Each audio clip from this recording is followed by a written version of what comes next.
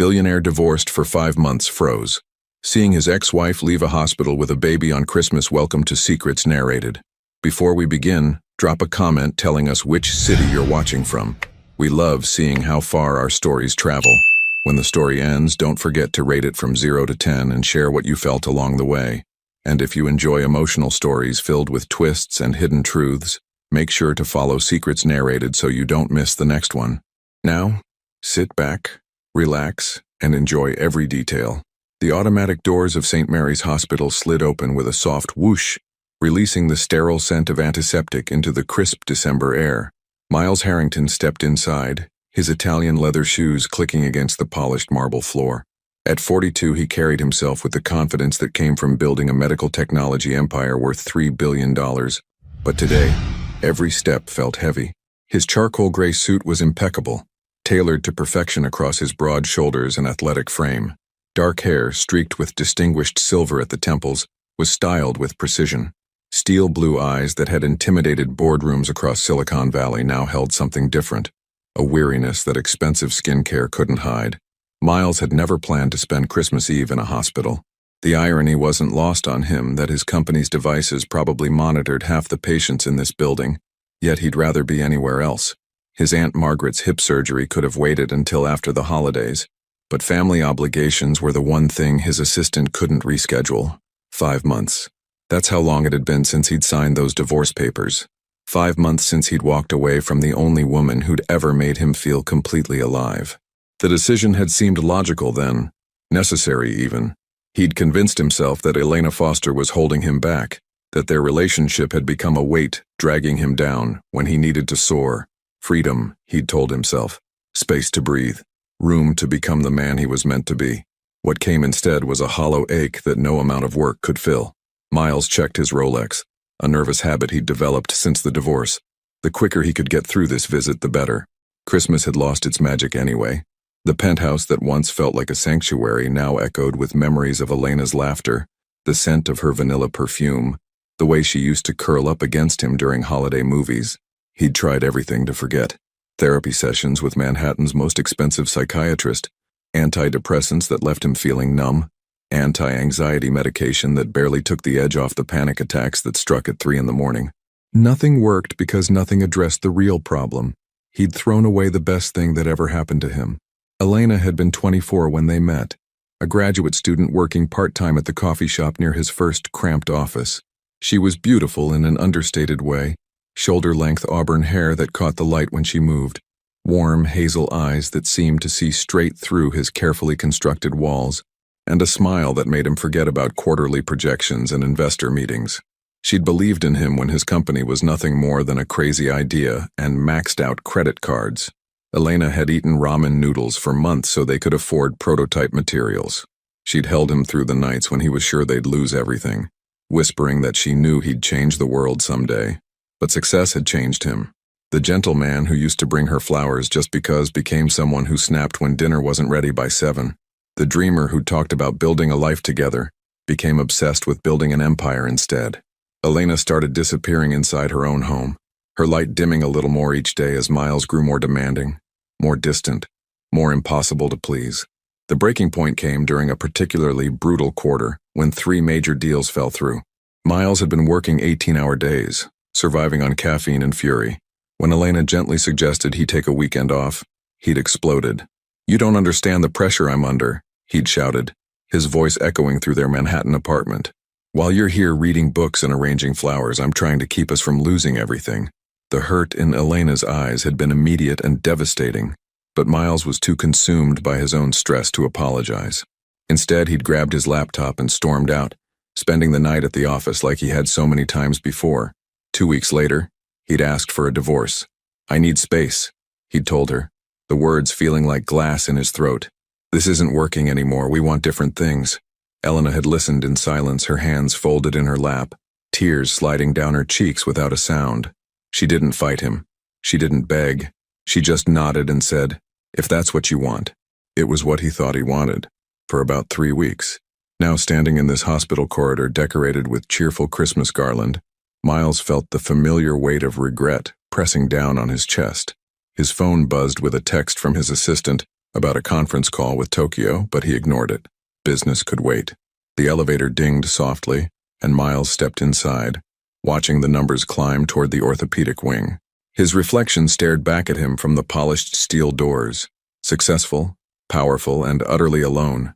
He'd built his empire. He'd become the man he thought he wanted to be. But in the process, he'd lost the only person who'd ever made him feel like he was already enough. As the elevator slowed to a stop, Miles straightened his tie and prepared to play the part of the dutiful nephew. Just a quick visit, some small talk about recovery times and physical therapy, and then he could escape back to his empty penthouse where the silence couldn't mock him quite as loudly. The doors slid open, revealing the bustling hospital floor ahead. He had no idea that everything he'd tried so hard to leave behind was about to walk right back into his life. What do you think Miles will discover that will change everything he thought he knew about his choices? Miles found room 412 after wandering the maze of hospital corridors longer than necessary. He'd deliberately taken the scenic route, delaying the inevitable small talk that family obligations demanded. The orthopedic wing buzzed with activity, nurses checking charts, families clustered around doorways, the constant beep of monitoring equipment that his own company had probably manufactured. Aunt Margaret looked smaller than he remembered, propped up against white pillows with her silver hair perfectly styled, despite having surgery 2 days prior. She'd been his mother's older sister, the one who'd stepped in after the car accident when Miles was 17. Margaret had never married, dedicating her life to her career as a federal judge, and to keeping Miles grounded when his ambition threatened to consume everything decent about him. "You look terrible," she said without preamble, her sharp blue eyes so similar to his own, taking inventory of his appearance. Despite the expensive suit and careful grooming, Margaret had always been able to see through his armor. "Merry Christmas to you too, Aunt Maggie." Miles leaned down to kiss her cheek, catching the familiar scent of her Chanel perfume. Some things never changed. "Don't deflect. Sit down and tell me what's eating you alive." She patted the chair beside her bed with the authority of someone who'd spent 40 years making lawyers squirm in her courtroom. Miles reluctantly took the seat, loosening his tie. The hospital room was decorated with a small Christmas tree that some well-meaning volunteer had probably placed there, its tiny lights blinking cheerfully in defiance of the institutional atmosphere. "I'm fine, just tired. End of the year. You know how it is." Bullshit. Margaret's language had grown more colorful since retirement. "You've been fine for 5 months now and you look like you haven't slept properly since the divorce. When's the last time you ate a real meal?"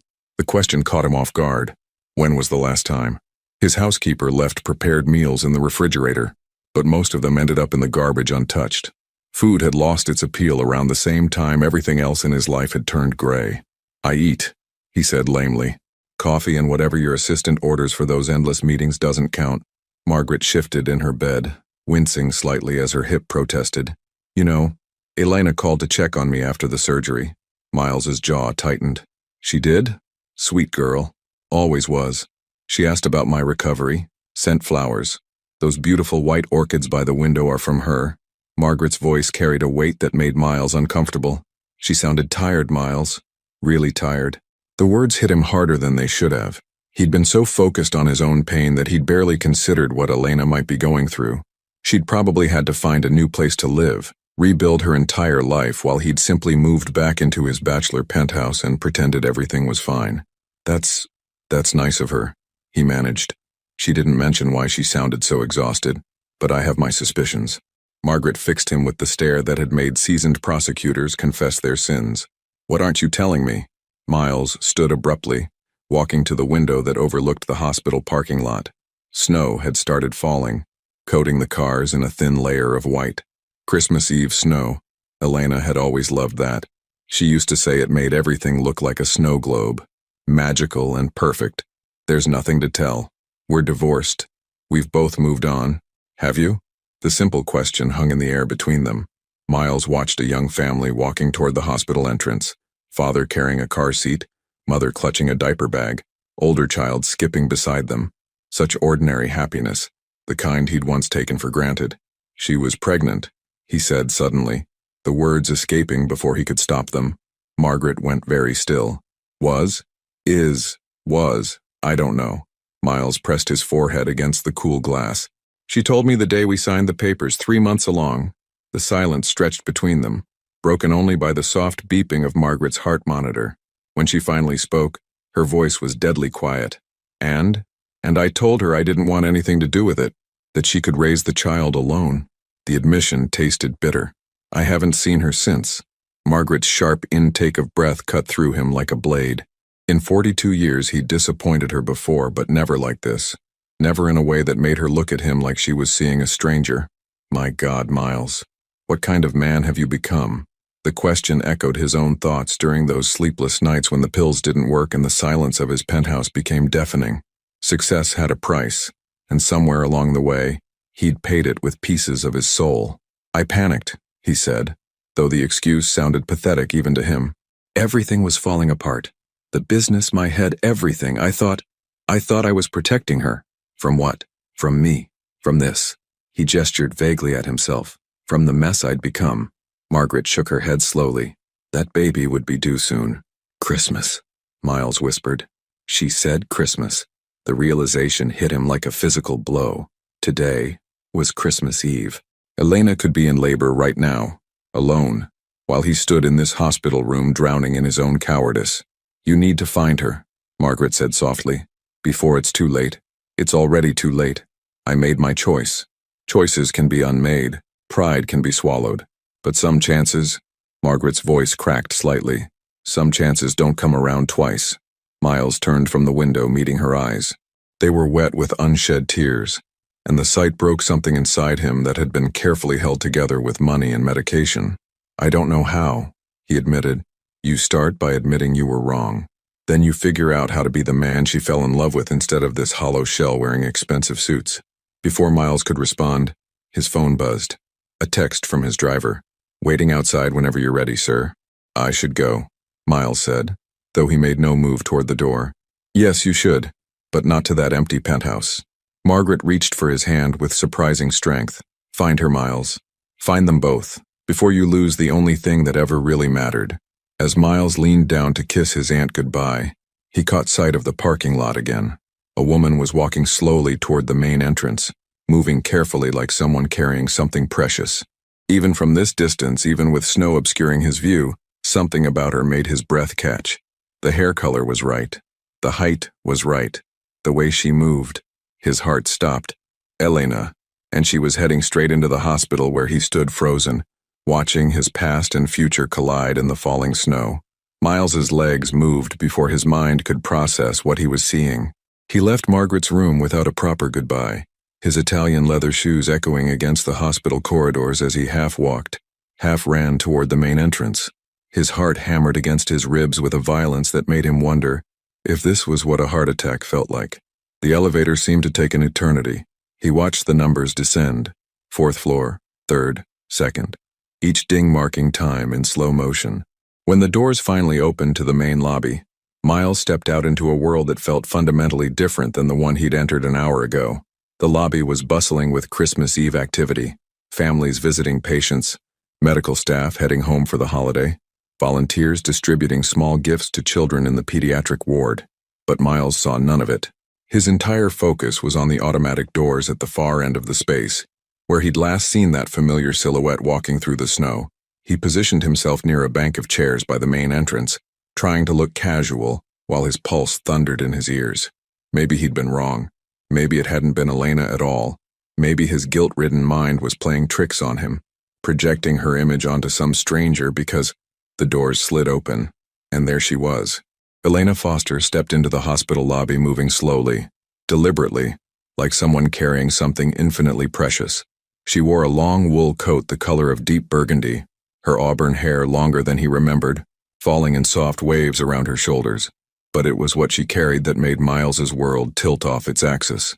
A baby, tiny, wrapped in a soft cream-colored blanket, cradled against her chest with the protective instinct of a mother who'd learned to be everything to someone who depended entirely on her. Miles felt his knees go weak. The baby was real. His child, the child he'd rejected, dismissed, abandoned, was here, breathing, alive, perfect. Elena looked tired in a way that went deeper than sleepless nights. There were shadows under her hazel eyes that spoke of weeks spent navigating new motherhood alone. Her skin was paler than he remembered, and she moved with the careful gait of someone still recovering from childbirth. But even exhausted, even worn down by circumstances he'd forced upon her, she was still the most beautiful woman he'd ever seen. She approached the information desk, her voice soft as she spoke to the volunteer, probably asking for directions to a patient's room. Miles couldn't hear the words, but he could see the gentle way she adjusted the baby's blanket, the automatic sway in her posture that new mothers develop to keep their children calm. 2 days old, the premise had said. This baby was 2 days old, which meant Elena had given birth on December 22nd, alone, while Miles was probably in some pointless board meeting or nursing his third scotch of the evening in his empty penthouse. The volunteer pointed Elena toward the elevators, and she turned, walking directly toward where Miles sat frozen in his chair. For a moment, he considered running, ducking behind the information pillar, taking the stairs, anything to avoid the confrontation that was about to destroy whatever fragile peace he'd managed to construct over the past 5 months. But his legs wouldn't move. He could only sit there, watching as the mother of his child, the woman he'd loved and lost and abandoned, walked closer with each step. Elena was about 10 feet away when she saw him. She stopped abruptly, her eyes widening with a shock that quickly gave way to something harder to read. Not anger exactly, not surprise either. Something that looked almost like resignation, as if she'd known this moment would come eventually and had simply been waiting for it. Miles. Her voice was steady, carefully controlled. The baby stirred slightly at the sound, making a soft mewling noise that hit Miles like a physical blow. Elena. His own voice came out rougher than intended. He stood slowly, his hands shaking as he shoved them into his pockets. I didn't expect to see you here.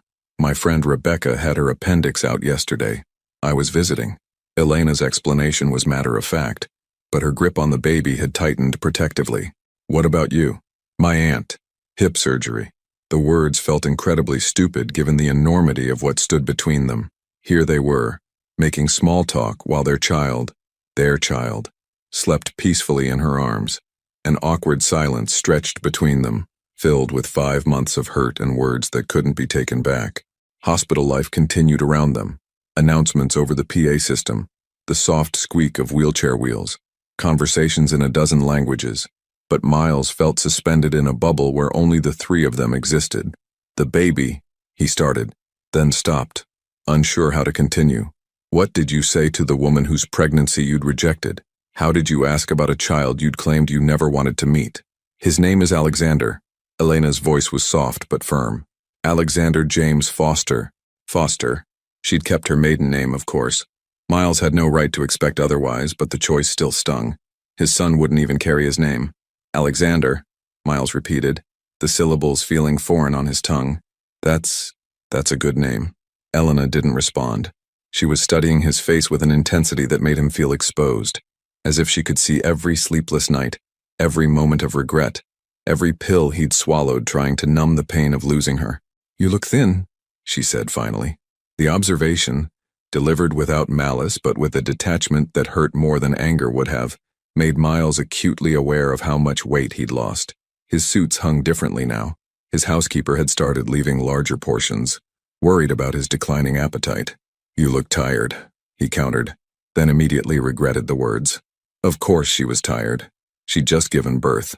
She was raising a newborn alone because he'd been too much of a coward to face responsibility. I am tired, Elena said simply, but that comes with the territory. Another silence. Alexander made another small sound, and Elena automatically began the gentle swaying motion that Miles was learning was universal among new mothers. The simple gesture, so natural, so instinctive, highlighted everything he'd missed, everything he'd chosen to miss. Elena, he began, but she cut him off with a slight shake of her head. Don't, she said quietly. Not here, not like this. She was right. The hospital lobby, surrounded by strangers and Christmas decorations, wasn't the place for the conversation they needed to have. But Miles felt desperate, like if he let her walk away now he might never get another chance. Can we talk? Somewhere private? His voice cracked slightly on the last word. Elena looked down at Alexander, who had fallen back into the peaceful sleep of the very young, then back at Miles. For a moment he thought she might refuse. She had every right to. He'd forfeited his claim to her time, her consideration, her forgiveness the day he'd told her to raise their child alone. There's a chapel on the 2nd floor, she said finally. It's usually empty this time of day. Miles nodded, relief flooding through him even as terror gripped his chest. He was about to face the consequences of the worst decision he'd ever made, and he had no idea if there was any path forward that didn't end in complete devastation. As Elena moved toward the elevators, Alexander still sleeping peacefully in her arms, Miles followed at a respectful distance. His son, his beautiful, perfect son who didn't even know he existed. The elevator doors closed around the three of them, and Miles caught his reflection in the polished steel. He looked exactly like what he was, a man who'd lost everything that mattered and was only just beginning to understand the true cost of his choices. The chapel on the second floor was indeed empty, a small sanctuary tucked away from the medical chaos beyond its doors. Soft light filtered through stained glass windows depicting scenes of healing and hope. Wooden pews faced a simple altar adorned with white poinsettias, someone's donation to bring Christmas spirit to those seeking solace in their darkest hours. Elena chose a pew near the back, settling carefully with Alexander still sleeping against her chest. Miles sat in the same row but left a respectful distance between them, close enough to see the gentle rise and fall of his son's breathing, far enough to honor the invisible barrier that his choices had created. The silence stretched between them, heavy with unspoken words and 5 months of separate grief. Miles studied Elena's profile in the colored light from the windows, the delicate curve of her nose, the way she unconsciously tucked a strand of hair behind her ear, the protective curve of her body around their child. She looked older, he realized, not just tired, but aged in the way that profound loss could age someone. "How was the birth?" he asked finally, his voice barely above a whisper in the sacred space. Elena didn't look at him. "Difficult," she said simply. 22 hours of labor. The cord was wrapped around his neck, so they had to do an emergency C-section at the end. Miles felt something cold grip his chest. Was he okay? He is now. Elena's hand moved protectively over Alexander's back. The doctors said it was touch and go for a few minutes. His heart rate dropped dangerously low. The words hit Miles like physical blows. His son had nearly died, and he hadn't even known.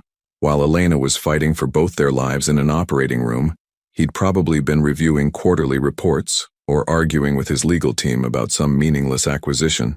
"Elena, I called you," she said quietly, still not meeting his eyes. When the contractions started getting close together, it was 2 a.m. on the 22nd. Miles's breath caught. He remembered that night.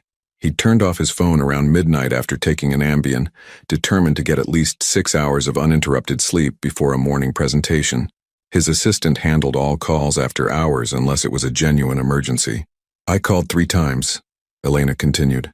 "The last time was when they were wheeling me into surgery. I thought maybe you'd changed your mind.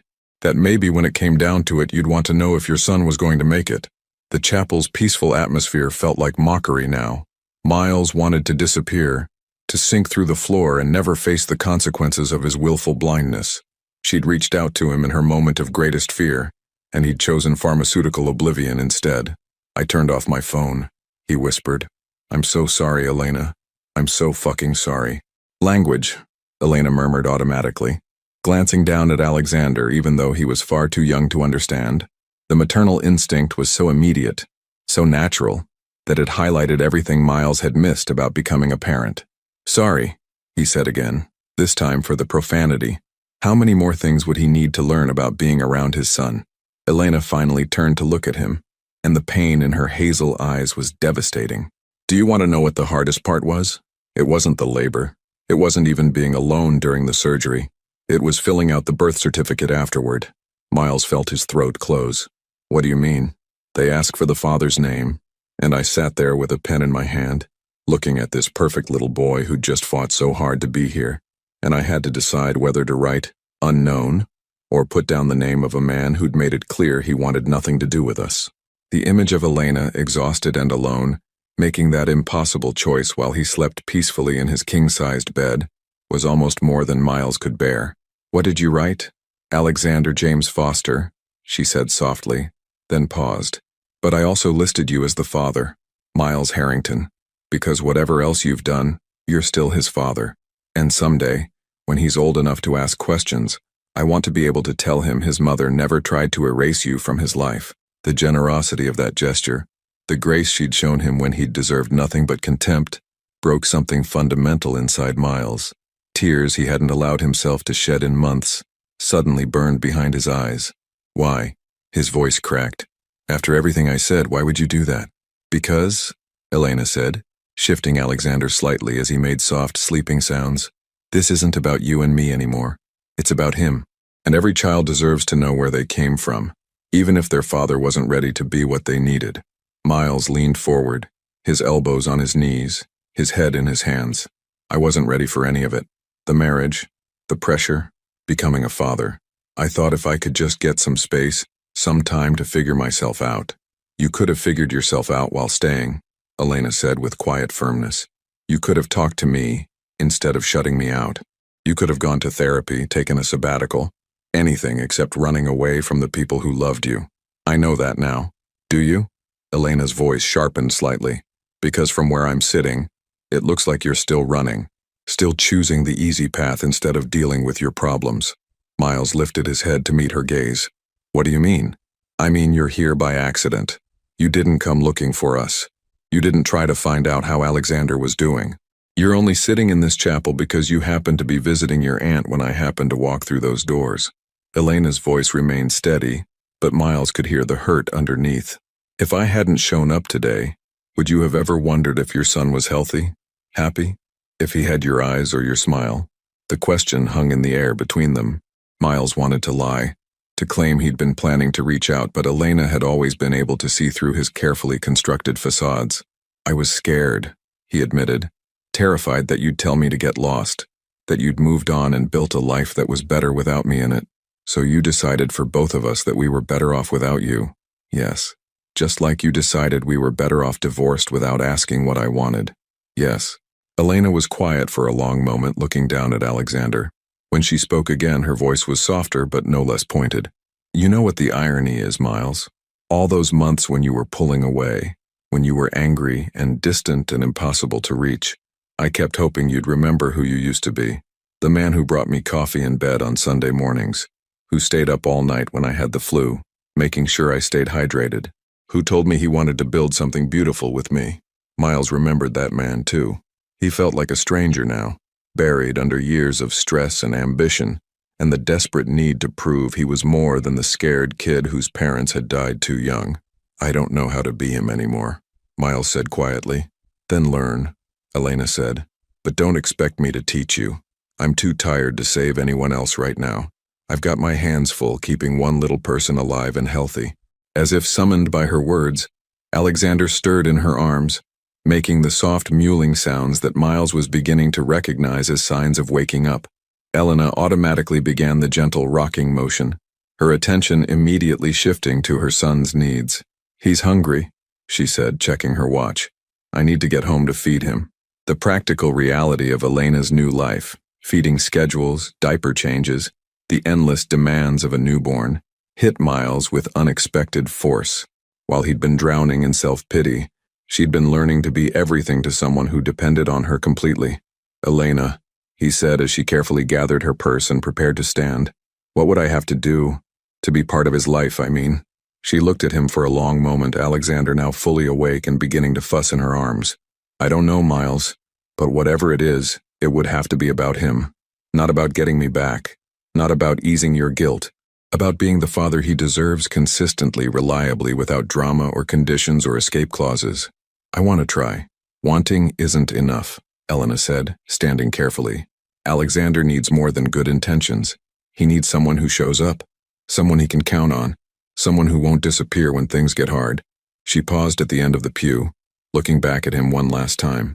If you're serious about this, Miles, prove it. Don't call me tomorrow with grand gestures and promises. Figure out who you are now, who you want to be, and whether you're capable of putting someone else's needs before your own. Because if you hurt him the way you hurt me, she didn't finish the sentence. She didn't need to. As Elena walked out of the chapel carrying their son, Miles remained in the pew, surrounded by stained glass angels and the echo of her challenge. For the first time in months, he had something concrete to focus on. Not getting Elena back. He wasn't sure that was even possible anymore. But becoming worthy of the trust of a 2-day-old boy who didn't even know his name yet. The question was, after everything he'd done, everything he'd failed to be, was it already too late? Miles sat in the chapel for another 20 minutes after Elena left, staring at the stained glass window where colored light painted abstract patterns on the empty pew beside him. The silence that had felt peaceful when they'd first entered now pressed against him like a physical weight, heavy with the echoes of everything Elena had said. Figure out who you are now, who you want to be, and whether you're capable of putting someone else's needs before your own. Her words replayed in his mind as he finally stood and walked back through the hospital corridors. Christmas Eve was winding down around him. Visiting hours were ending, staff was rotating to skeleton crews, and the decorations seemed more garish than festive under the fluorescent lights.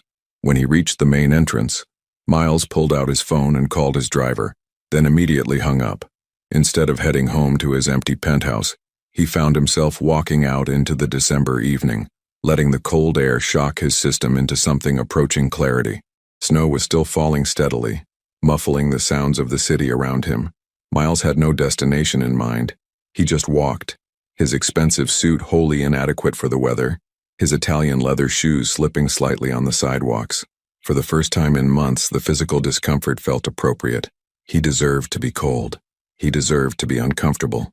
3 blocks from the hospital, he passed a children's clothing store, its windows decorated with tiny mannequins wearing holiday outfits. Without thinking, Miles stopped, pressing his palm against the cold glass. Newborn sizes, 0–3 months. Little onesies printed with reindeer and snowflakes, impossibly small shoes, blankets soft enough for the most delicate skin. Alexander was 2 days old. What did 2-day-old babies need? What did they wear, eat, think about? Miles realized with crushing clarity that he knew nothing about infants. He could negotiate billion-dollar deals in 3 languages, but he'd never changed a diaper, never warmed a bottle, never soothed a crying child. His phone buzzed, a text from his assistant. Hope your aunt's visit went well. The Tokyo call has been moved to 9 a.m. your time tomorrow. Merry Christmas. Miles stared at the message for a long moment, then typed back, cancel all my meetings for the next week. Family emergency. He hit send before he could second-guess himself. The next message went to his personal assistant. I need you to research something for me. Everything about newborn care. Books, classes, whatever new fathers are supposed to know. Also, find me the best child psychologists in the city, ones who work with fathers who are starting late. Then, before he lost his nerve entirely, he called Dr. Claire Mitchell, the psychiatrist he'd been seeing sporadically since the divorce. Her voicemail picked up immediately. Of course, it was Christmas Eve, but he left a message anyway. Dr. Mitchell, it's Miles Harrington. I know it's a holiday, but I need to schedule an emergency session as soon as possible. Something has happened, and I think I'm ready to do the real work now. The work we talked about. Call me back when you can. By the time Miles made it back to his building, his suit was soaked through and his hands were numb with cold. The doorman, Roberto, looked concerned as he held the door. Mr. Harrington, are you all right? You look like you've been walking for hours. I'm fine, Roberto, just needed some air. Miles paused in the marble lobby, looking at his reflection in the polished surfaces. He looked exactly like what he was, a man who'd just had his world turned upside down. Actually, Roberto, can I ask you something? Of course, sir. You have grandchildren, don't you?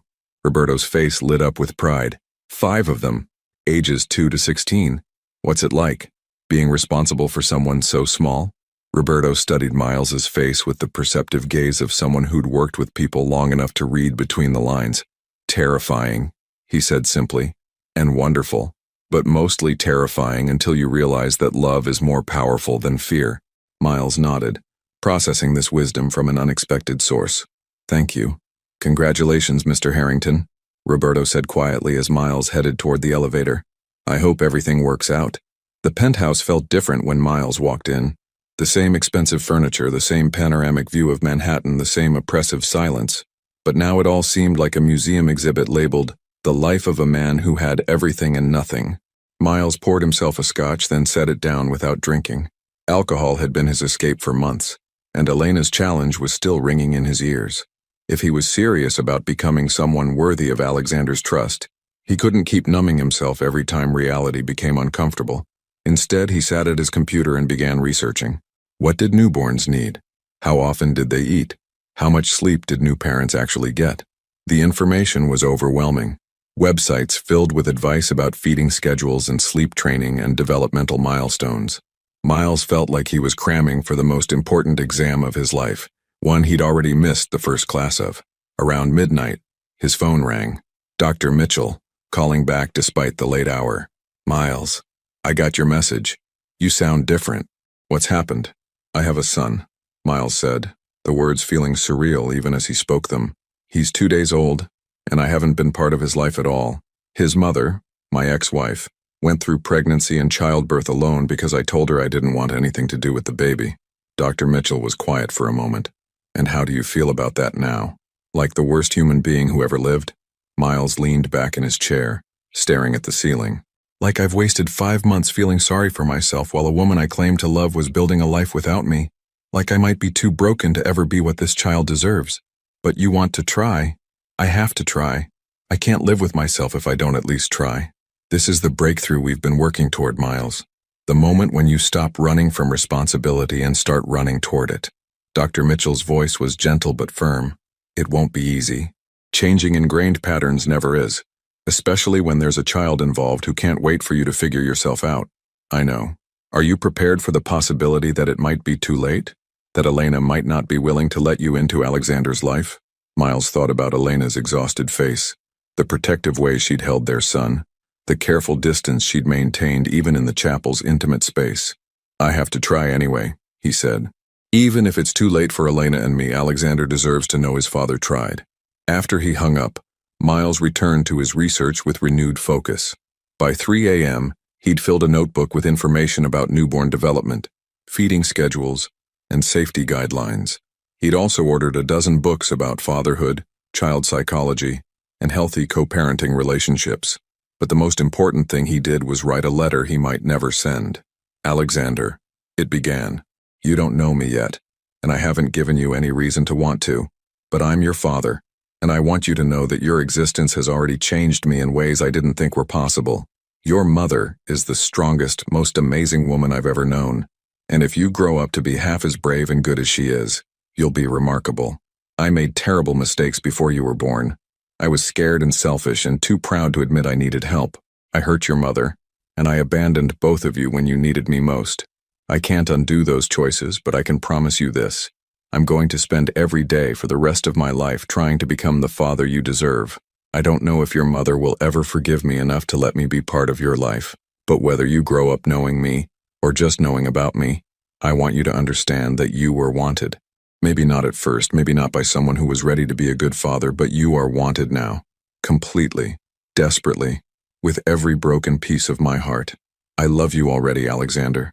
I love you enough to change everything about who I've been." Miles folded the letter carefully and placed it in his desk drawer. Today actually, since it was now Christmas morning, he would start the real work. Therapy, parenting classes, whatever it took to become someone worthy of holding his son. Outside his windows, snow continued to fall over Manhattan, covering the city in a blanket of white. Christmas morning was dawning on a world that looked completely different than it had 24 hours ago. Miles looked at his reflection in the dark window and saw for the first time in months a man who had something to fight for. The question now was whether it was too late to win. 3 days after Christmas, Miles stood outside the Upper East Side brownstone where Elena now lived, holding a bag from Whole Foods and questioning every decision that had led him to this moment. He'd spent the past 72 hours in a crash course on becoming a better human being, but standing on her doorstep made all his preparation feel inadequate. Dr. Mitchell had squeezed him in for an emergency session on Christmas Day, a gesture that had cost him triple her usual rate, and convinced him she took his commitment seriously. They'd spent 2 hours dissecting his relationship with Elena, his fears about fatherhood, and the emotional walls he'd built around success and control. "Transformation isn't about grand gestures," she'd told him. "It's about showing up consistently, even when it's uncomfortable, especially when it's uncomfortable." Miles had also enrolled in a new father's class that started the following week, ordered every book on infant development Amazon could deliver overnight, and had his first appointment with a family therapist who specialized in rebuilding relationships after abandonment. But none of that preparation had prepared him for the simple act of ringing Elena's doorbell. Before he could lose his nerve, he pressed the button. Footsteps approached slowly, and then Elena's voice came through the intercom, cautious. "Who is it?" "It's Miles. I brought groceries." A long pause. "Miles, what are you doing here? I know you said not to call with grand gestures, he said to the speaker. So I'm not calling. And groceries aren't grand. They're just necessary. You shouldn't have to worry about shopping with a newborn. Another pause. Longer this time. Miles could hear Alexander crying faintly in the background, the sound hitting him like a physical punch. Leave them on the steps, Elena finally said. Thank you. Elena, please, just let me see him for 5 minutes. I swear I'm not here to pressure you or make this about us. I need to see that he's okay. The intercom went silent. Miles stood on the cold concrete steps, breath visible in the winter air, wondering if he'd already failed his first real test. Then the door opened. Elena stood in the doorway wearing yoga pants and an oversized sweater, her hair pulled back in a messy bun. She looked exhausted in the way only new mothers could, a bone-deep tiredness that went beyond lack of sleep. But she was still the most beautiful woman he'd ever seen. 5 minutes, she said, stepping aside to let him in. Miles followed her into a cozy living room that was nothing like the sterile perfection of their former Manhattan apartment. This space was warm, lived in, with soft throws on the furniture and books stacked on every available surface. A bassinet sat near the couch, and the sound of Alexander's crying was clearer now. Not distressed, just the persistent fussing of a baby who wanted something he couldn't articulate. He's been cluster feeding all morning, Elena explained, moving toward the bassinet. The pediatrician says it's normal, but it's exhausting. She lifted Alexander carefully, automatically beginning the swaying motion that Miles was learning was universal among new mothers. The baby quieted slightly at her touch, but continued the soft whimpering that spoke of discomfort. Can I? Miles set down the groceries and moved closer, his hands halfway extended before he stopped himself. Would it be okay if I held him? Elena studied his face for a moment, then nodded. Support his head and neck. Newborns can't control their head movements yet. Miles accepted his son with shaking hands, marveling at how light Alexander felt, how fragile and perfect. The baby opened his eyes, dark blue, like Elena's, though Miles knew infant eye color could change, and stared at his father with the intense focus that newborns sometimes displayed. Hello, Alexander, Miles whispered, his voice catching. I'm sorry it took me so long to meet you properly. Alexander made a soft sound that might have been a sigh, and Miles felt something fundamental shift inside his chest. This wasn't about Elena anymore, wasn't about his guilt or his need for forgiveness. This tiny person had his own needs, his own personality already beginning to emerge, his own right to be loved unconditionally. He has your nose, Elena said quietly, settling onto the couch, and your stubborn streak. He fights sleep like it's a personal insult. Miles carefully sat in the armchair across from her, still holding Alexander. What else should I know about him? He likes to be swaddled tight when he sleeps. He gets hiccups after every feeding. He's already showing signs of being left-handed. Watch how he curls his fingers. Elena's voice warmed as she talked about their son, the maternal pride evident despite her exhaustion. And he hates having his diaper changed. The crying you heard when you arrived? That was diaper protest. Miles absorbed every detail, filing it away like critical business intelligence. These weren't just random facts about a baby. They were insights into his son's emerging personality, preferences that mattered because Alexander mattered. I've been researching, Miles said carefully, about newborn development, feeding schedules, all of it. I know it doesn't make up for not being here from the beginning, but I want to learn. Elena's expression softened slightly. What kind of research? Everything. Books, websites, parenting forums. I even signed up for a new father's class that starts next week. Miles shifted Alexander to his other arm, surprised by how natural the movement felt. Did you know that newborns can see about 8 to 12 inches clearly? That's exactly the distance from your arms to your face when you're holding them. Evolution designed them to focus on their parents. I didn't know that, Elena said, and Miles caught a hint of the curiosity that had always drawn him to her. She'd been a literature student when they met, someone who collected interesting facts, like other people collected stamps.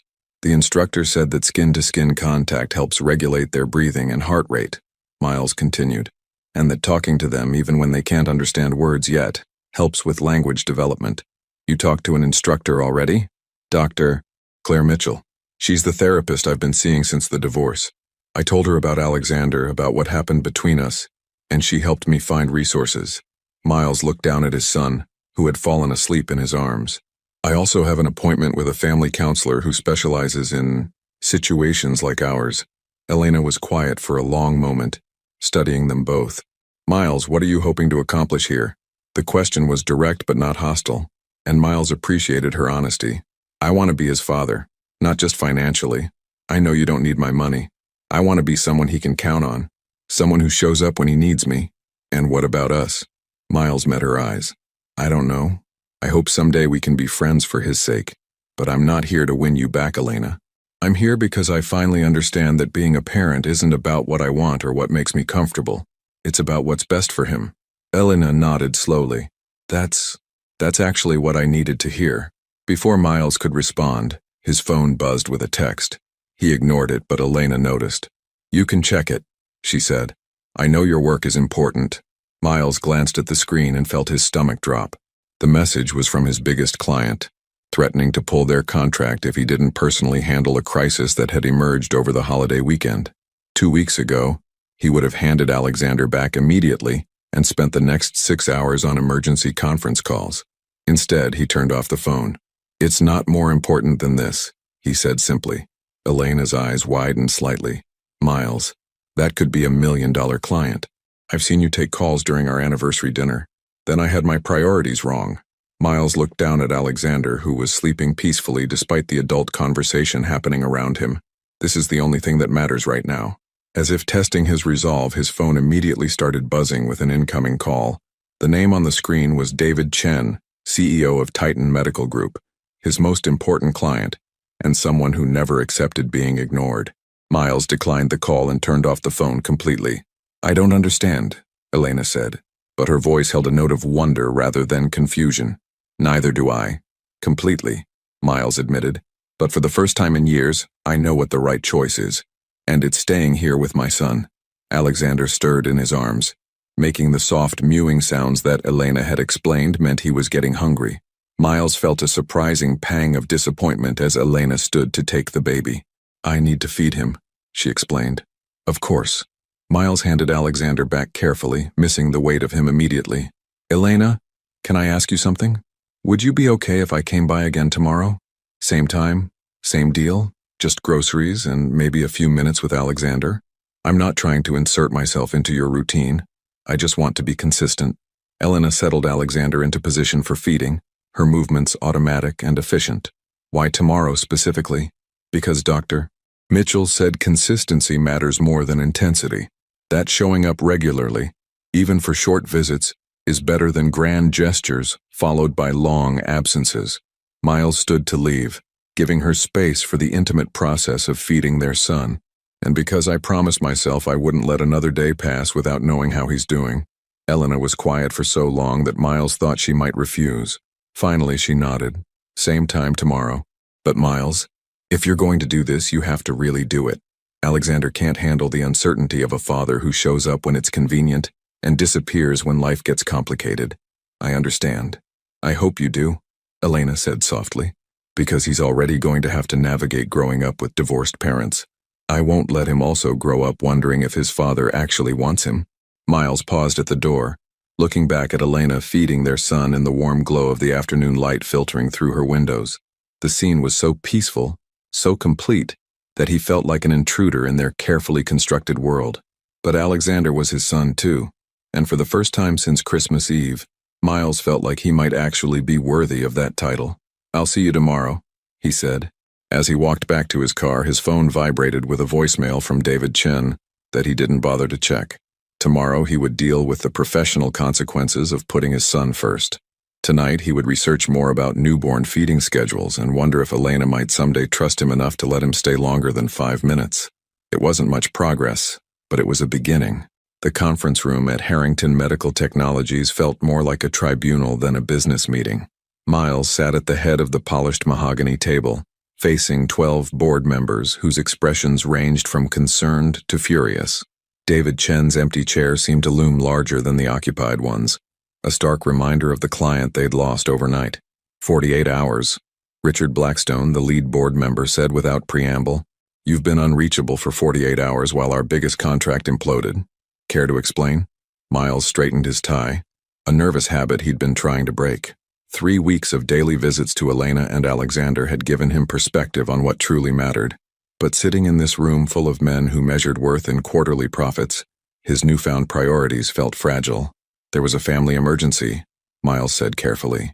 I handled what I could remotely and delegated the rest to the appropriate teams. A family emergency? Catherine Crane, the only woman on the board, leaned forward. Miles, your only family is your aunt and she's recovering nicely from her surgery. We checked. The words hit him like a slap. Of course they'd checked. These people had built careers on knowing every detail about everyone they worked with. The fact that none of them knew about Alexander spoke to how completely he'd compartmentalized his personal life. It's complicated, Miles said. Complicated doesn't begin to cover the shitstorm you've created, snapped Jonathan Torres, whose pharmaceutical division had been counting on the Chen contract. Titan Medical isn't just pulling their business. They're telling everyone in the industry that Harrington Medical is unreliable. Do you have any idea how much this is going to cost us? Miles did know. Roughly $30 million in immediate losses, with potential ripple effects that could reach twice that amount. 2 months ago, those numbers would have sent him into a panic that lasted weeks. Now all he could think about was how Alexander had smiled.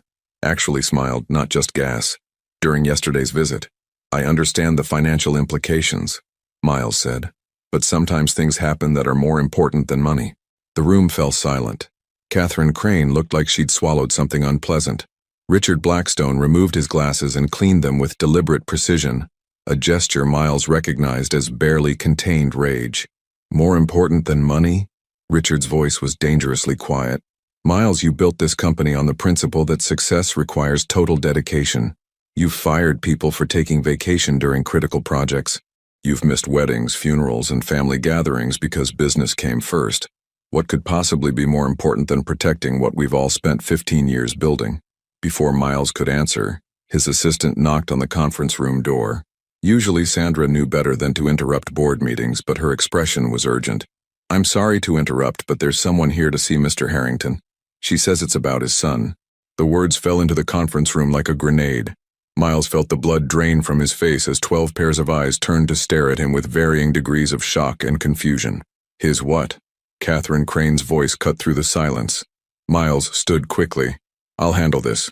We can resume the meeting. Sit down, Richard commanded. Sandra, send whoever it is in here. Now. Sir, I don't think that's... Now. Miles wanted to disappear through the floor. In 3 weeks of carefully managed visits with Elena and Alexander, he'd managed to keep his professional and personal lives separate. He'd been building trust slowly, proving his consistency without the pressure of outside scrutiny. Now that fragile progress was about to be exposed to a room full of people who saw vulnerability as weakness. The conference room door opened, and Elena walked in carrying Alexander in his car seat. She looked professional in dark slacks and a cream-colored blouse, her hair pulled back in a low bun, but there were dark circles under her eyes, and she moved with the careful precision of someone operating on very little sleep.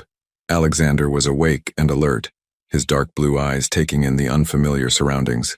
I'm sorry to interrupt, Elena said, addressing the room with the poise Miles remembered from corporate dinner parties. I'm Elena Foster. I wouldn't have come if it wasn't urgent. Miles found his voice.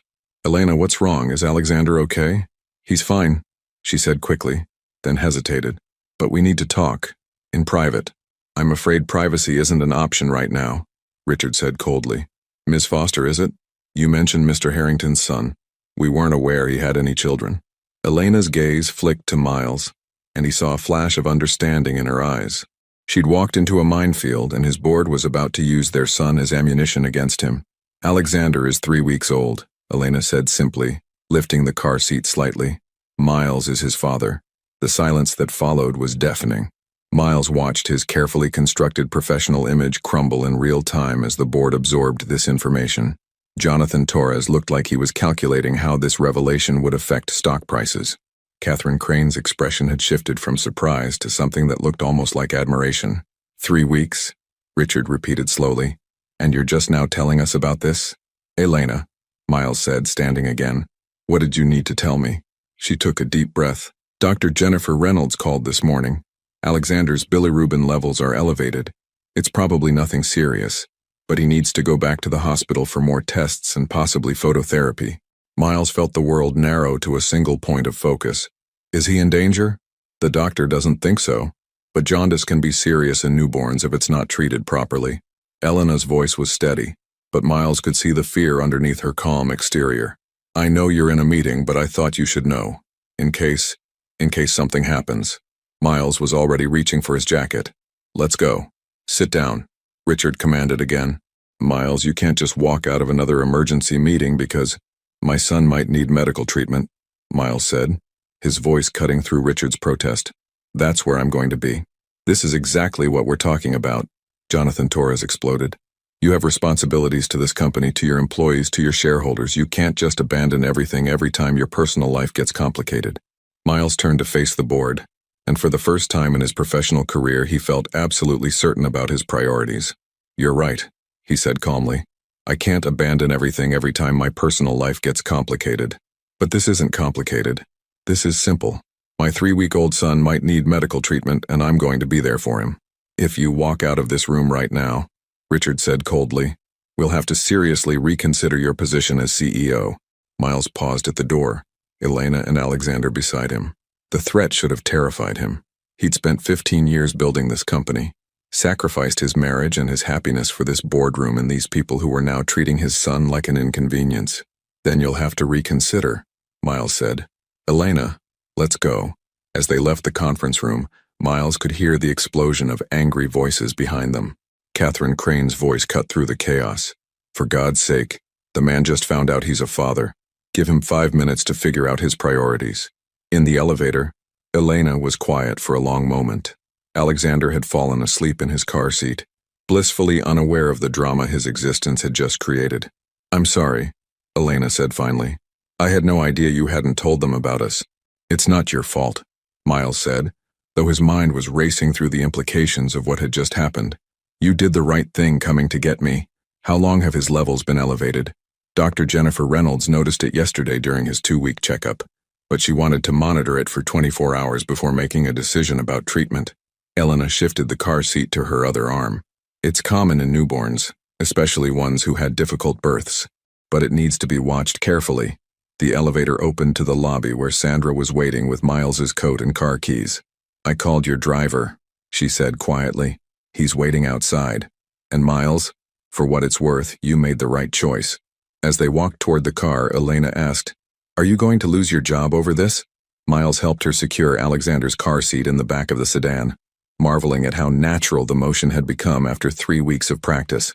I might, he said honestly, but that's a problem for tomorrow. Today we need to make sure our son is okay. Elena met his eyes over the roof of the car. Our son? Our son, Miles confirmed. For the first time since Christmas Eve, the words felt completely true. As the car pulled away from Harrington Medical Technologies, Miles watched his life's work disappear in the rearview mirror. 3 weeks ago, the sight would have filled him with panic. Now with Elena beside him and Alexander sleeping peacefully in his car seat, Miles felt something he hadn't experienced in years, complete certainty about what mattered most. The question was whether it was too late to save either his company or his family. The pediatric wing of Mount Sinai Hospital had a different energy than the adult floors Miles had visited just weeks earlier. Everything was smaller, softer, designed to comfort children and their terrified parents. But as Miles sat in the waiting area watching Elena pace with Alexander, nothing about this place felt comforting. Mr. and Mrs. Harrington? A nurse in scrubs printed with cartoon elephants approached them with a clipboard. Foster, Elena corrected automatically. Elena Foster. We're not married. The nurse's expression didn't change, but Miles felt the familiar sting of how complicated their situation had become. 3 weeks of daily visits had created an intimacy around their son, but legally, professionally, socially, they were still strangers navigating an impossible situation. Ms. Foster, we're ready to admit Alexander for phototherapy. Dr. Jennifer Reynolds will explain everything, but I need you to fill out these forms first. Elena took the clipboard with shaking hands. Miles could see the exhaustion in every line of her body, the weight of 3 weeks of single motherhood combined with the terror of watching your newborn face a medical crisis. Hey, Miles said softly, moving closer. Let me help with the paperwork. Elena looked at him for a moment and he could see her internal struggle. For weeks, she'd been handling everything alone, making every decision, filling out every form. Accepting help meant admitting she didn't have to do this by herself anymore. I don't know your social security number, she said finally, or your insurance information. I don't know any of the details I'd need to put you down as his father. The words were practical, but Miles heard the deeper meaning underneath. They'd been divorced for 8 months, separated for longer. Elena had built a new life, made new plans, learned to exist without him. The fact that she didn't know his current insurance carrier was just a symptom of how completely they'd untangled their lives. I'll fill out what I can, Miles said, taking half the forms. We'll figure out the rest as we go. Dr. Jennifer Reynolds appeared in the waiting area, her kind face serious but not alarmed. Miles had learned to read medical professionals over the years of building equipment for hospitals. The difference between concern and panic was usually visible in their posture and pace. Elena, Miles, Dr. Jennifer Reynolds said, acknowledging them both. Let's talk about Alexander's condition. They followed her to a small consultation room where Alexander lay sleeping in a portable bassinet, a tiny blue hospital bracelet around his impossibly small wrist. Miles felt his chest tighten at the sight of his son in a medical setting, looking so vulnerable under the harsh fluorescent lights. Alexander's bilirubin levels are higher than we'd like to see, Dr. Jennifer Reynolds began, pulling up his chart on a tablet. It's not uncommon in newborns, especially those who had complicated deliveries. The good news is that phototherapy is very effective, and most babies respond well within 24 to 48 hours. What exactly is phototherapy? Miles asked. We place Alexander under special blue lights that help break down the excess bilirubin in his system. He'll need to stay under the lights for most of the day, with breaks for feeding and diaper changes. One of you can stay with him at all times. Elena leaned forward. Are there any risks? Any complications we should worry about? The treatment itself is very safe. The main concern is if the bilirubin levels continue to rise despite treatment, but that's rare. We'll monitor his blood levels every 6 hours and adjust the therapy as needed. Dr. Jennifer Reynolds looked between them. I do want to be honest. Newborn jaundice can be scary for parents, especially new parents. It's normal to feel anxious. Miles thought about the past 3 weeks, how every small change in Alexander's breathing or eating patterns had sent Elena into research mode, texting him updates and questions at all hours. She'd been navigating these fears alone while Miles was just beginning to understand what it meant to worry about someone so completely helpless. How long will he need to stay in the hospital? Elena asked. Probably 2 to 3 days, depending on how quickly his levels improve. We'll want to keep monitoring him even after the phototherapy is finished, just to make sure the levels stay stable. After Dr. Jennifer Reynolds left to prepare Alexander's room, Miles and Elena sat in silence, watching their son sleep. The weight of the situation settled between them. Their first real crisis as parents, and they were facing it as two people who were still figuring out how to be in the same room together. I should call work, Elena said suddenly. I was supposed to start my new job on Monday. They're not going to understand if I need to take more time off before I've even started. Miles looked at her sharply. New job? Marketing coordinator at a publishing house. It's not much, but it's flexible and has good health insurance. Elena's voice was matter-of-fact, but Miles could hear the underlying stress. I can't afford to lose it. The reminder of Elena's financial reality hit Miles like a punch to the stomach. While he'd been drowning in self-pity in his penthouse, she'd been job hunting while pregnant, preparing to support herself and Alexander without any guarantee that Miles would contribute to their lives. You don't need to worry about money, Miles said quietly. I know I haven't been contributing, but that ends now. Alexander is my responsibility too. It's not about money, Miles. Elena's voice carried a note of frustration. It's about having my own life, my own career. I can't just be dependent on you again. The again hung in the air between them. During their marriage, Elena had given up her graduate program to support Miles's business dreams, becoming increasingly isolated as his success grew and their social circle became entirely centered around his work. She'd lost herself in his ambitions, and Miles was finally beginning to understand how suffocating that must have been. I'm not asking you to be dependent on me, Miles said carefully. I'm asking you to let me help with our son so you can have your own life. That's what co-parenting is supposed to look like, right? Before Elena could respond, a nurse appeared to move Alexander to his phototherapy room. Watching them wheel their son's bassinet through the hospital corridors, Miles felt a familiar helplessness, the same feeling he'd had during Elena's difficult pregnancy symptoms, when all his money and connections couldn't fix what was wrong. Alexander's room was small but well-equipped, with a special bassinet that had blue lights built into the ceiling above it. The nurse, whose name tag read Janet, explained how the phototherapy worked while she got Alexander settled. He'll need to wear just his diaper and special eye protection, Janet said, placing tiny goggles over Alexander's eyes. The lights can be harsh, so we need to protect his vision. He might be fussier than usual. The lights can be overstimulating for some babies. As if on cue, Alexander began to cry. Not the hungry or tired cry Miles had learned to recognize, but something more distressed. Elena immediately moved toward the bassinet, her hands hovering over their son without quite touching. "It's okay, sweetheart," she murmured. "Mama's here, Daddy's here too." The casual way she included Miles in that comfort made his throat tight. For 3 weeks, he'd been a visitor in their lives, someone who showed up for scheduled appointments but missed the midnight feedings and diaper blowouts. Now, in this sterile hospital room, they were functioning as partners for the first time. "Can we both stay?" Miles asked Janet. "Of course. We have a reclining chair that converts to a bed, and there's a couch that's surprisingly comfortable. Most parents find it easier to take shifts. One person tries to rest while the other stays with the baby." After Janet left, Miles and Elena settled into an awkward routine. Elena took the first shift, sitting beside Alexander's bassinet and reading him a story in a soft voice that seemed to calm his fussing. Miles used the time to make phone calls, to his assistant about rearranging his schedule, to his insurance company about adding Alexander as a dependent, to his lawyer about updating his will to include his son. When Elena finally agreed to try to rest, Miles took his place beside the bassinet. Alexander was awake under the blue lights, his tiny hands moving restlessly. Without the eye protection, Miles could see that his son's eyes were tracking movement, following his father's face as he leaned closer. "I know this is scary, buddy," Miles said quietly, "but you're going to be okay. Your mom and I are going to make sure of it." Alexander made a soft sound that might have been recognition. Miles carefully slipped his finger into his son's tiny fist, marveling at the strength of that grip. "I'm sorry I missed the first 3 weeks," Miles continued, his voice barely above a whisper. "I'm sorry I wasn't there when you were born, or when your mom was scared, or when you had your first smile, but I'm here now, and I'm not going anywhere." From the couch, Elena's voice was soft but clear.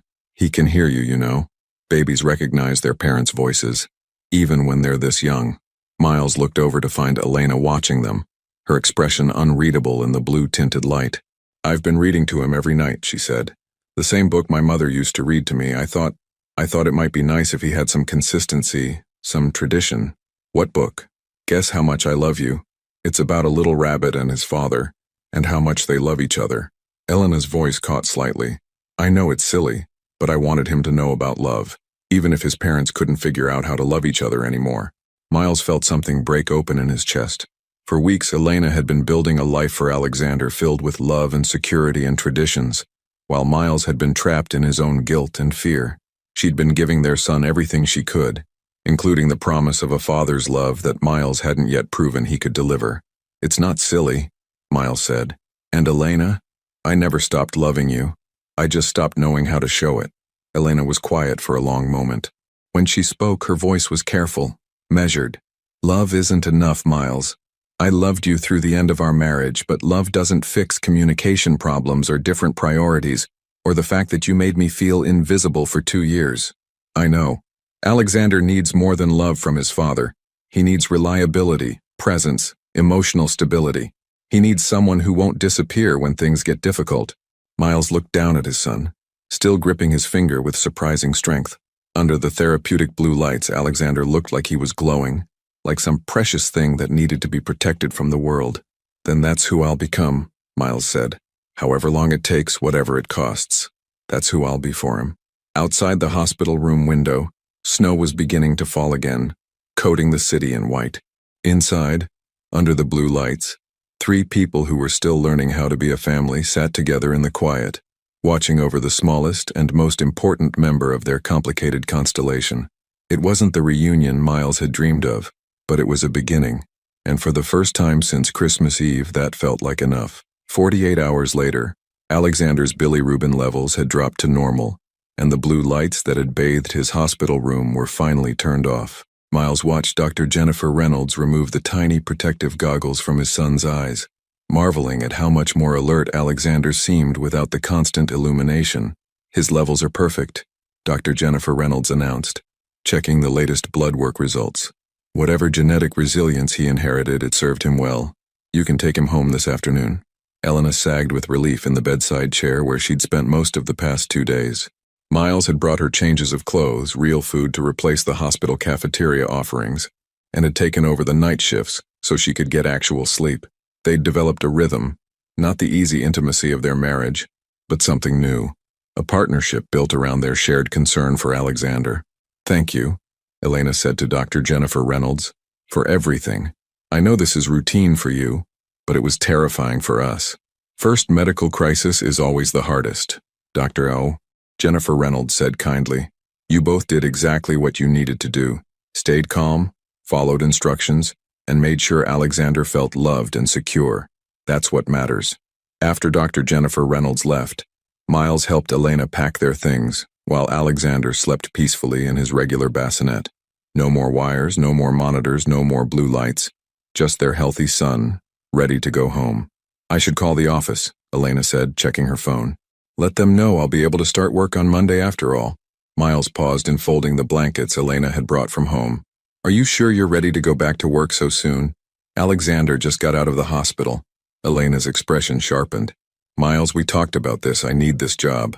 I can't depend on you for financial support. I'm not asking you to depend on me. I'm asking if you want to take a few more weeks to settle into a routine at home before adding work stress to everything else. Some of us don't have the luxury of taking time off whenever we want," Elena said, then immediately looked like she regretted the words. "I'm sorry. That was unfair. I know you've been here for Alexander." Miles finished folding the blankets, choosing his words carefully. "Elena, what if I told you that money wasn't a concern? That you could take as much time as you needed to be with Alexander without worrying about income?" Elena stared at him. "What are you talking about?" Before Miles could answer, his phone rang. Sandra's name appeared on the screen and Miles felt his stomach drop. He'd been avoiding calls from the office for 2 days, letting everything pile up while he focused on Alexander's health. "I have to take this," he said, stepping into the hallway. "Miles?" Sandra's voice was tight with worry. "Where are you? The board meeting was supposed to start an hour ago." Miles closed his eyes. He'd completely forgotten about the emergency board meeting Richard Blackstone had scheduled to address the fallout from his walkout 2 days earlier. "I'm at the hospital. Alexander is being discharged today." "Miles, listen to me carefully. Richard Blackstone called an emergency vote. They're trying to remove you as CEO. Catherine Crane has been fighting for you, but she's outnumbered. If you don't get here in the next hour, they're going to proceed without you." The words hit Miles like a physical blow. He'd known this was coming, had seen it in Richard's expression when he'd walked out of the last meeting, but hearing it confirmed made his chest tighten with panic. What are they saying? What's their justification? Abandonment of fiduciary duty, failure to prioritize company interests, erratic behavior. Sandra's voice dropped. "Miles, they're painting you as someone who's having a breakdown. They're saying the divorce, the stress, the sudden appearance of a child. They're using all of it to argue that you're not mentally capable of running the company." Miles leaned against the hospital wall, watching through the window as Elena adjusted Alexander's blanket. His son was healthy. His family was safe. But the company he'd built from nothing, the life's work that had cost him his marriage and nearly cost him his relationship with his child, was about to slip away. "How much time do I have?" Miles asked. "Maybe 45 minutes before they vote. Miles, if you lose the CEO position, they'll offer you a consulting role with no real authority. It would be a graceful exit, but it would still be an exit." Miles thought about the man he'd been 2 months ago, someone who would have left Alexander's bedside in the middle of a medical crisis to fight for a boardroom. Someone who valued professional validation more than personal relationships. "Sandra, I need you to do something for me. Anything. Call Catherine Crane. Tell her I'm not coming to the meeting." Sandra was quiet for a moment. "Miles, are you sure? Once they vote you out, there's no coming back from this." "I'm sure." Miles watched Elena lift Alexander from his bassinet, the natural grace with which she handled their son highlighting everything he'd missed during his self-imposed exile. "But I need you to schedule a meeting with our financial team for next week. I want to know exactly what my settlement options are. Stock options, severance packages, all of it. What are you planning?" "I'm planning to take care of my family," Miles said. "Whatever that requires." When Miles returned to Alexander's room, Elena was signing discharge papers with a nurse. She looked up as he approached, clearly reading something in his expression. "Everything okay?" Miles sat down beside her, watching Alexander sleep in her arms. Their son looked so peaceful, so completely unaware of the adult complications swirling around him. The board is voting to remove me as CEO in about 30 minutes, Miles said quietly. Elena's eyes widened. What? Why aren't you there fighting for your position? Because I'm here with Alexander with you, where I should have been all along. Miles, that company is your life's work. You can't just let them take it away. Miles met her gaze, seeing the confusion and concern there. For 8 years, Elena had watched him sacrifice everything. Their time together, their social life, their emotional connection, for the sake of building Harrington Medical Technologies. The idea that he would choose to be at the hospital instead of fighting for his professional survival must have seemed impossible. My life's work is supposed to be building something that lasts, Miles said. The company will survive without me. It's successful enough to run itself, but Alexander won't get another chance to have his father present for the important moments. Elena was quiet for a long time, studying his face. What does this mean for your financial situation? For your ability to support Alexander? Miles had run the calculations during the sleepless hours of the past 2 days. Even if he lost his CEO position, his stock holdings and accumulated assets were substantial. He could live comfortably for decades without earning another dollar, and Alexander's college fund could be fully endowed with a fraction of his current wealth. It means we'll be fine, Miles said. More than fine. Elena, if you want to stay home with Alexander for 6 months, a year, whatever feels right, you can. If you want to go back to school, start your own business, pursue anything that got put on hold during our marriage, you can do that too. Elena shifted Alexander to her other arm, her expression unreadable. Why are you telling me this? Because I want you to have choices. During our marriage, I made you financially dependent on me, which meant you couldn't leave even when I was making you miserable. I never want you to feel trapped again. By money, by circumstances, by anything. And what do you want, Miles? What do you get out of this arrangement? Miles looked down at Alexander, who had opened his eyes and was staring at him with that intense focus newborns sometimes displayed. I want to be his father, Miles said simply. Not the man who sends checks and shows up for birthdays. I want to know his favorite bedtime story, his first word, what makes him laugh. I want to be someone he can count on, someone who's present for the ordinary days, not just the emergencies. Elena was quiet for so long that Miles wondered if he'd said something wrong. When she finally spoke, her voice was carefully controlled. What about us? What about our relationship? It was the question Miles had been avoiding, the one that made all his other plans feel incomplete. He wanted Elena back, wanted the warmth of her laugh, the comfort of her understanding, the partnership they'd had before ambition had poisoned everything good between them. But he was beginning to understand that wanting something didn't mean he deserved it. I don't know, Miles said honestly. I hope someday we can be friends. Good friends who can co-parent Alexander without drama or resentment. Beyond that, he shrugged. I can't ask you to trust me with your heart again. I haven't earned that yet. Yet? Elena's voice was soft. I'm hoping that if I prove I can be the father Alexander deserves consistently over time, maybe you'll believe I've learned how to put someone else's needs before my own. Maybe that will be enough foundation to build something new. Elena stood to put Alexander in his car seat for the trip home, and Miles caught a glimpse of something in her expression. Not forgiveness exactly, but something that looked like possibility. Miles, she said as they prepared to leave the hospital room that had become their temporary refuge. Yeah? For what it's worth, I think you're making the right choice. About the company, I mean. Alexander is more important than any job. As they walked through the hospital corridors toward the exit, Miles felt his phone buzzing with what he assumed were messages about the board meeting. He didn't check them.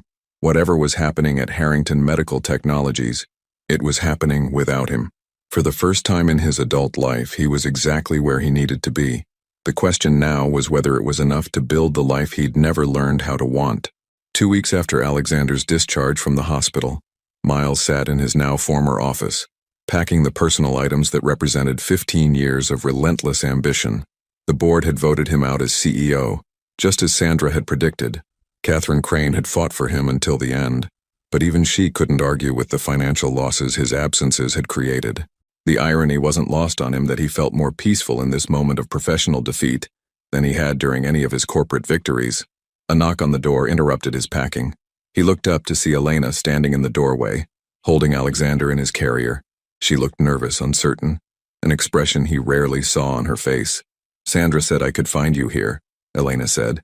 I hope it's okay that I came. Miles set down the box of books he'd been loading.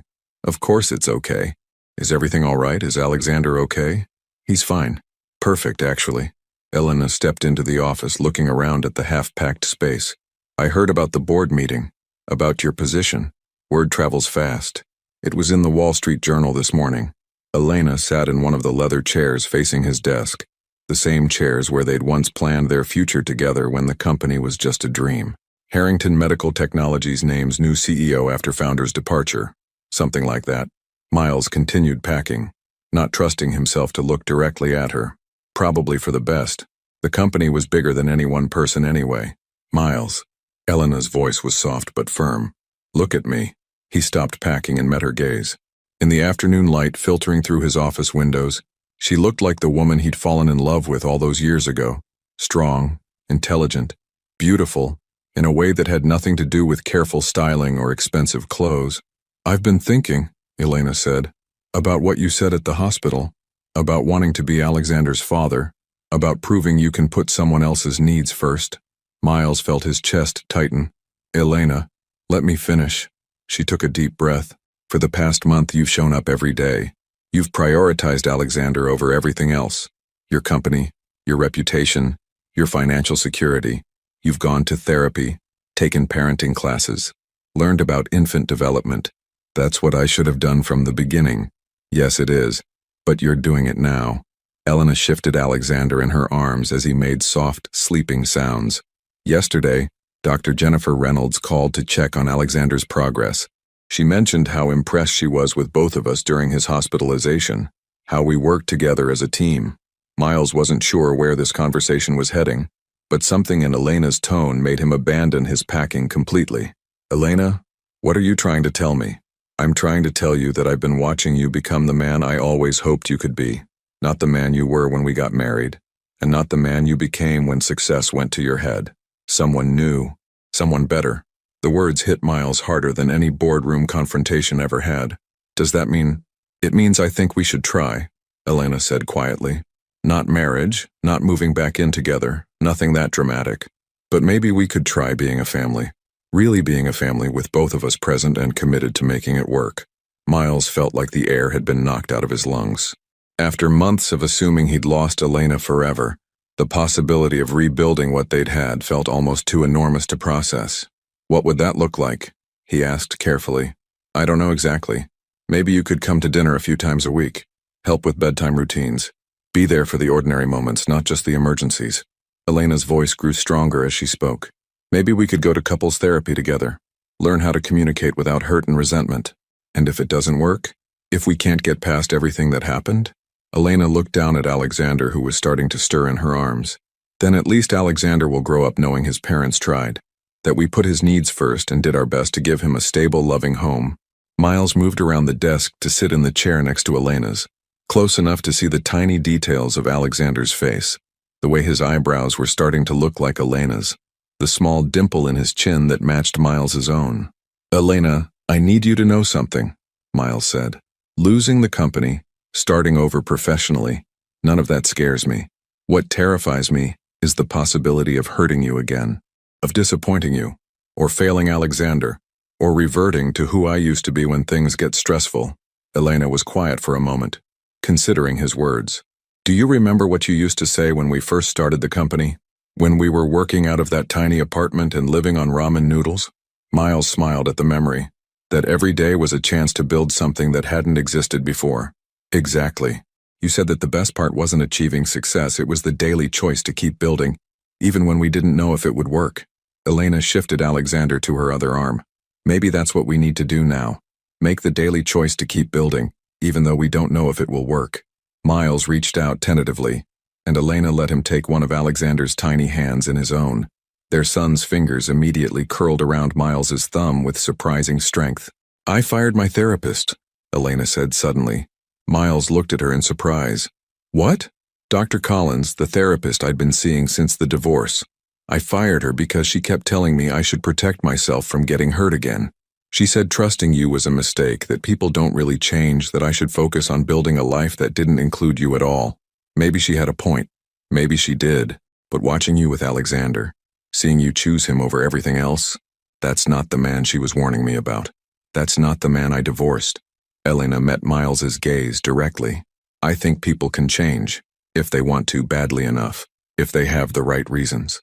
Alexander opened his eyes at that moment, looking up at both his parents with the serious expression that newborns sometimes wore. Miles felt a profound sense of responsibility settle over him, not the overwhelming panic he'd felt when Elena first told him she was pregnant, but a calm certainty about what mattered most. "I want to try," Miles said. "Whatever it takes, however long it takes. I want to try building something with you and Alexander, even if it means starting completely over. New careers, new priorities, new ways of being together." Miles thought about the empty penthouse waiting for him, the stack of job offers from competitors who wanted to hire the former CEO of Harrington Medical Technologies, the life of comfortable isolation he could choose if he wanted to avoid the risk of failing Elena again. Then he looked at his son, who was still gripping his thumb, and at Elena, who was offering him something he'd never thought he'd have again, a chance to be part of a family, especially if it means starting over, Miles said. Elena smiled, the first genuinely happy expression Miles had seen on her face since Christmas Eve. "Good, because I already signed the lease on a bigger apartment, one with a second bedroom that could work as a nursery or an office depending on how things go." "You did?" "I did. And I told the publishing house I'd be interested in freelance work instead of full-time employment. More flexibility for family time." Elena's smile turned slightly mischievous. "I also may have mentioned to Dr. Jennifer Reynolds that Alexander's father was looking for ways to be more involved in his care. She said the hospital always needs volunteers for their new parent support groups." Miles felt a laugh building in his chest, the first genuine laughter he'd experienced in months. "You've been planning this." "I've been hoping for this," Elena corrected. "There's a difference." Alexander chose that moment to make a soft cooing sound, and both his parents turned their attention to him immediately. He was awake and alert, studying their faces with the intense focus that meant he was learning something new about his world. "What do you think, buddy?" Miles asked softly. "Ready to give your old man a chance to figure out this parenting thing?" Alexander's response was to grip Miles's thumb even tighter and make another small sound that both parents chose to interpret as approval. Outside the office windows, Manhattan hummed with its usual energy. Ambitious people building careers, closing deals, chasing success that would probably never feel like enough. But inside this space that had once been the center of Miles's universe, three people sat together planning something more difficult and more important than any business venture: how to become a family. It wouldn't be easy. There would be setbacks, arguments, moments when old patterns threatened to resurface. But for the first time since Christmas Eve, Miles felt like he was exactly where he belonged, and that was worth more than any company he could ever build. 18 months later, the sound of Alexander's laughter filled the sunny kitchen of Elena's, their apartment on a Saturday morning in June. At 18 months old, he was a whirlwind of curiosity and energy, currently fascinated by the way his plastic blocks made different sounds when dropped on various surfaces. Miles sat cross-legged on the hardwood floor, building towers for Alexander to knock down, marveling at how much joy he found in this simple routine. His son had Elena's intelligent eyes and her stubborn determination, but Miles was beginning to see traces of his own personality emerging, a methodical way of examining new toys, a preference for routine that bordered on obsession. "Higher, Daddy," Alexander demanded, his vocabulary expanding daily with new words that delighted both his parents. "Higher it is," Miles said, adding another block to the tower. Alexander immediately knocked it down with both hands, squealing with delight. Elena appeared in the doorway, dressed for her morning run in athletic clothes that showed off the strength she'd rebuilt after pregnancy. She'd completed her master's degree in marketing the previous fall, coursework she'd managed around Alexander's schedule with Miles's support, and now freelanced for 3 different publishing houses while working on a novel she claimed was probably terrible but therapeutically necessary. "How long have you two been up?" she asked, settling on the floor beside them. "Since 5:30, Miles said. "Someone decided that sunrise was the perfect time for block engineering, and you let me sleep through it? You had your deadline yesterday. You needed the rest." Miles passed Alexander a new block, watching as their son examined it with scientific precision before adding it to his collection. "Besides, we had important architectural projects to discuss." Elena smiled, and Miles felt the familiar warmth that had gradually returned to their relationship over the past 18 months. It wasn't the passionate romance of their early marriage, but something deeper, a partnership built on daily choices, shared responsibilities, and the gradual rebuilding of trust. They'd moved carefully, deliberately.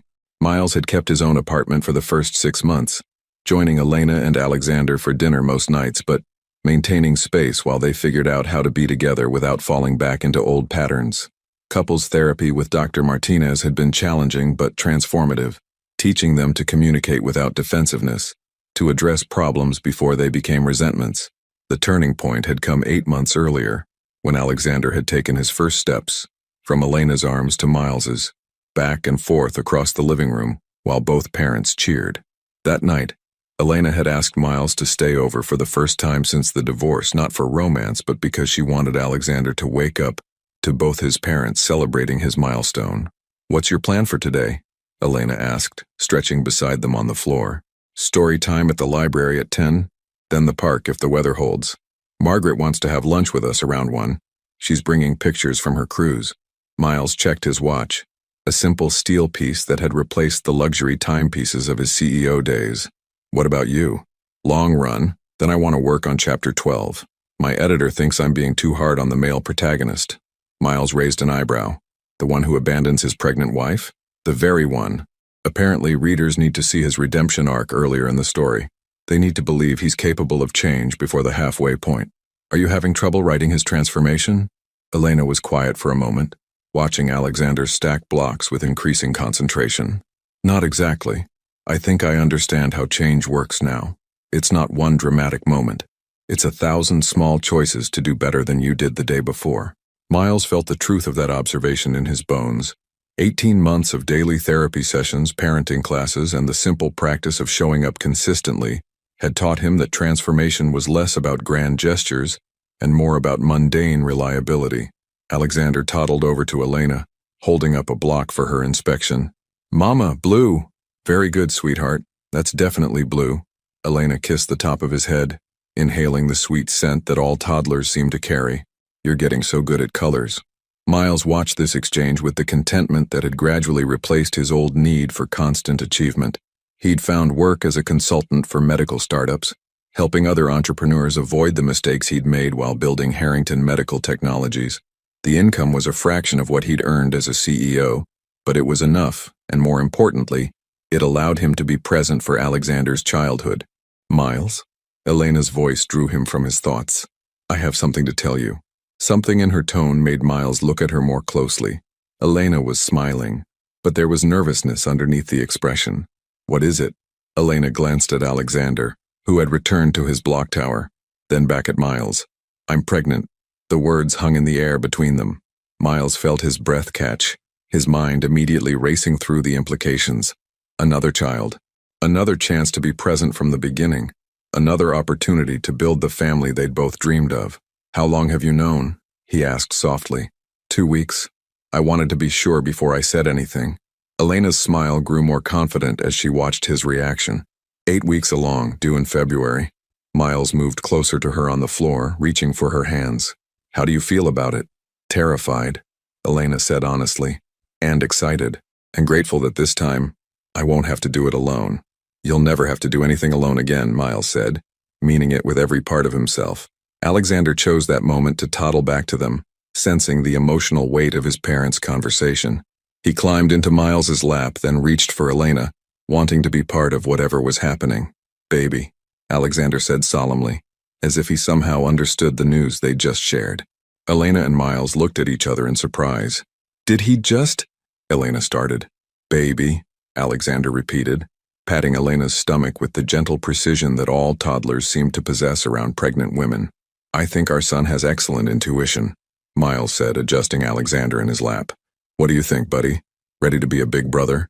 Alexander considered this question seriously, then nodded. "Baby," he said again, as if confirming his approval. Elena laughed, the sound bright and full of joy. "Well, that settles it then." As they sat together on the kitchen floor surrounded by scattered blocks, Miles felt a profound sense of completion. Not the desperate satisfaction of professional achievement, but the quiet contentment of being exactly where he belonged. He thought about the man he'd been 2 years ago, driven by ambition, isolated by success, unable to see beyond his own needs and fears. That man had built a billion-dollar company and nearly lost everything that mattered. This man, sitting on his kitchen floor with his son and the woman he loved, had learned a different kind of success, one measured in bedtime stories and first words, in difficult conversations and shared responsibilities, in the daily choice to put family before everything else. Outside their apartment windows, New York City hummed with its usual energy. Somewhere in the concrete jungle, ambitious people were chasing dreams that might cost them more than they were willing to pay. But inside this warm space filled with children's laughter and the promise of new life, 3 people, soon to be 4, had found something more valuable than any empire. Miles pulled Elena closer, feeling Alexander settle contentedly between them. In 18 months, they'd rebuilt their relationship from the ground up, learning to be partners instead of strangers, parents instead of competitors, a family instead of 2 people who happened to share a history. "I love you," Miles said quietly, the words carrying weight they hadn't held in years. "I love you too," Elena replied, her hand finding his over Alexander's head. "All of you."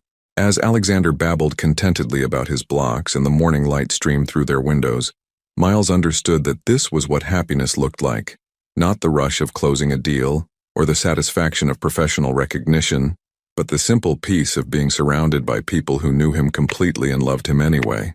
It had taken losing everything he thought he wanted to find everything he actually needed. And finally, that felt like enough. What do you think about second chances? Do you believe people can truly change when they have the right motivation? Share your thoughts in the comments below. Your participation means a lot to the channel. Please share your thoughts in the comments. Thank you for watching. If you enjoyed the story, please subscribe to our channel and leave a comment below letting us know what you thought. Your feedback and support mean a lot to us. Stay tuned for more exciting stories.